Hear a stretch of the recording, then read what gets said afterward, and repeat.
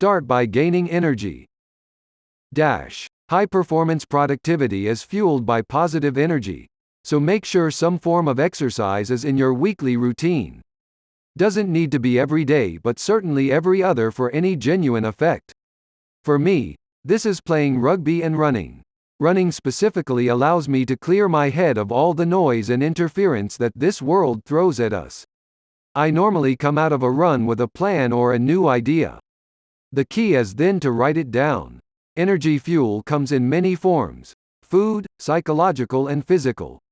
If your energy and ideas come from reading, then create the space for this, as it will give you the mental energy you need. Warren Buffett still swears by it, reading up to 500 pages a day. Energy building activities will ensure that you're priming for your best day. Establish a routine. I rise at about 6 a.m. every day, regardless of how late I have worked the day before.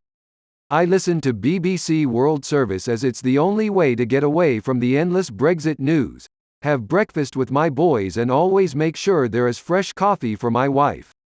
If I can get in a short run, I will, but that depends a lot on what's first up in town. These activities set me up for the day.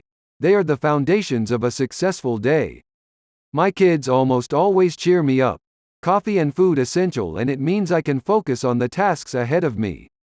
Setting a routine ensures that I don't miss out any activities that positively influence my mood and give me a boost.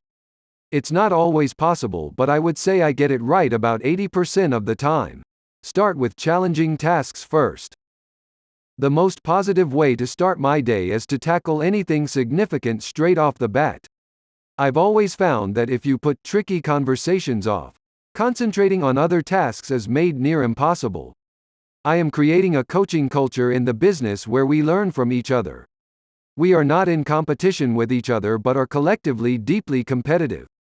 There is a lot to be said about having the conversation early, but it has to be constructive.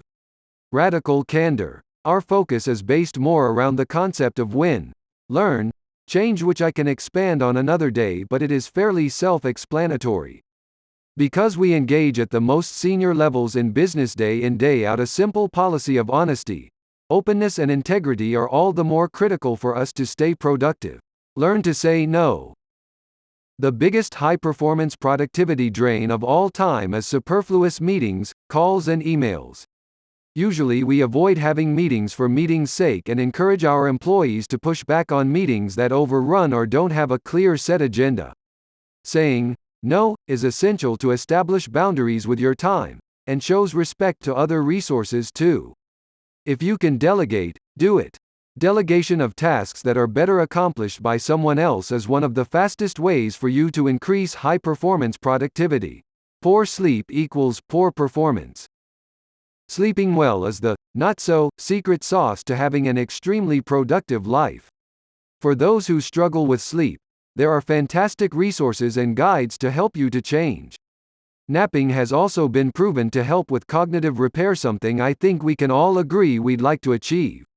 I used to be able to function on 4 to 5 hours of sleep, or at least thought I could.